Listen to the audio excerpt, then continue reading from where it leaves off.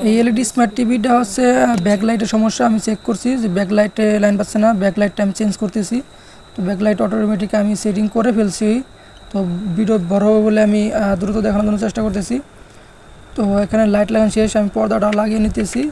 পর্দাটা ভালো করে লাগিয়ে তারপর হচ্ছে আমি এটা টেস্ট করবো যে কী পরিমাণ চলে। যেগুলো স্ক্রু বক্সে দেখে দেখে ফিটিং করে লাগাইতে হবে। এরপর হচ্ছে ডিসপ্লেটা আমি ভালো করে লাগিয়ে নেব এটার উপরে। দেখুন আমি ডিসপ্লে কিন্তু লাগাইতেছি, এক হাত দিয়ে ভিডিও করি, এই জন্য ভিডিও কোয়ালিটি ভালো দিতে পারছি না। তো আশা করি পরবর্তীতে ভালো ভিডিও দেওয়ার জন্য চেষ্টা করব। আর মাদারবোর্ডের কাজও দেখানো হবে। তো এখন আমি কিন্তু ওটা অলরেডি লাগাইছি। এখন আমি এখান থেকে সেন্সরের লাইন দিয়ে দেখব এবং কি আমার পাওয়ার সাপ্লাই দিয়ে দেখব এখানে কি পরিমাণ আলোটা আসে বা এটা কি কমপ্লিট হয়েছে কিনা সেই চেক করার জন্য আমরা সম্পূর্ণ কানেকশনগুলো দিয়ে নিব।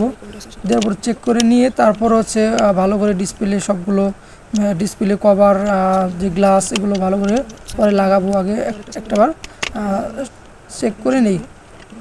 আমি সবগুলো কানেকশন দিয়ে নিতেছি শুধু চেক করার জন্য। এটা হচ্ছে আমাদের নেটের জন্য। নেটেরটা একটু সমস্যা দেখা দিতেছে, তো এটা ঠিক হয়ে যাবে। তো আমি এখন পাওয়ার সাপ্লাই দিয়ে দেখব যে এটার কি পরিস্থিতি।